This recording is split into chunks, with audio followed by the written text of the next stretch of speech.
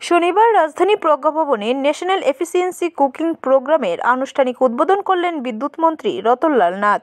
আয়োজিত অনুষ্ঠানে এর উদ্বোধন করেন মন্ত্রী রতনলাল নাথ। বলেন, প্রথমত 1000 অঙ্গনওয়াড়ি সেন্টারে এই ইলেকট্রিক চুল্লির ব্যবস্থা করা হবে। তারপর সমস্ত অঙ্গনওয়াড়ি সেন্টারে এই পরিষেবা দেওয়া হবে।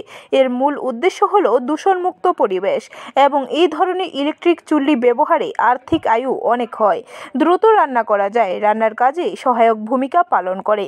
তাই সরকার এই উদ্যোগ গ্রহণ করেছে বলে জানিয়েছেন মন্ত্রী।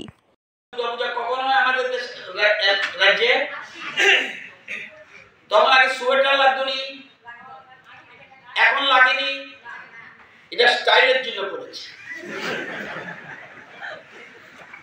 শীত কাভার করার জন্য নয়। অগ্রহণ আসছে, শীত পড়বে না, পরিবেশ শেষ। আমার এমডি সাহেব দিল্লি গিয়েছিল, দূষণে পড়ে। জিজ্ঞাসা করুন, দিল্লিতে মানুষ শ্বাস নিতে পারছে না, দূষণ, শুধুমাত্র কার্বন কার্বন কার্বন। ওই জন্য আমরা ডিজিটাল লাইট, এটা কার্বন হবে না। আমরা অনেক সময় করি না, মোমবাতি জ্বালিয়ে দিই, প্রদীপ জ্বালিয়ে দিই, কার্বন একটু হলো ধোঁয়া বেরোচ্ছে। সবাই যদি 140 কোটি মানুষ যদি শুধু ধোঁয়া বের করি, পরিবেশ কি হবে?